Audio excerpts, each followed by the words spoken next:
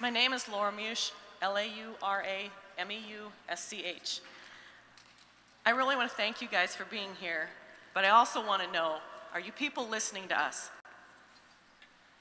All the speakers before me have pretty much said everything I want to say, but as I sit here, I keep writing and rewriting and rewriting this, so I apologize when you guys get this. It's a mess. I walked in the building this morning and was greeted by a gentleman who asked me if I was for or against the pipeline. And I said, I'm against the pipeline. And he proceeded to tell me about a letter he'd received from TransCanada. He is a landowner on Keystone XL. A pro-pipeline speaker before said, there is no boogeyman. I'm here to tell you there is, and it's TransCanada.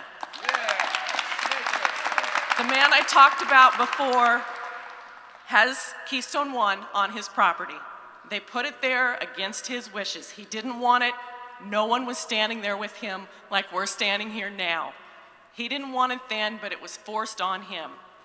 He called them because there was a gaping gash in the top of the dirt where this pipeline is supposed to be. He wanted them to come and fix it, and they told him, we can't right now.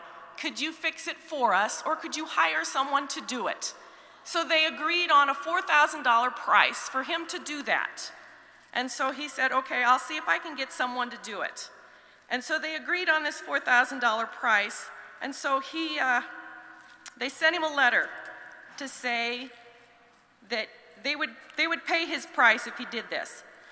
The letter states, now that I have been paid this, I'm not going to read the whole thing because it's too technical. Basically, they say, if you accept this money, you are now liable for anything that ever goes wrong with that pipe. It's on your property, you're liable for it. Not only are you liable for it, every heir you ever have is liable for what happens to that pipe on your property because you fixed it instead of us. How is that good? How is that being a good neighbor? I'm going to run out of time, so I'm going to skip a lot of stuff here. There have been lots of talks about all the jobs this will create. If we need jobs in this country, let's fix the infrastructure we currently have. Our bridges and roads are gone. These workers can fix those. We don't need this pipeline that's going to kill us. The boogeyman does exist. It's TransCanada. And as for our men and women dying in a foreign country for us right now fighting, that can end too if we just bring them home. This pipeline isn't going to end that. This pipeline is bringing oil that we cannot use in this country. It's a grade 4 oil that it makes, fuel that it does. The sulfur content is too high. We cannot burn it in this country. I'm out of time. I have a lot more to say.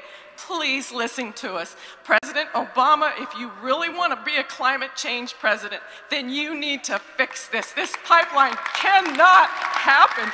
Please deny this pipeline. Thank you.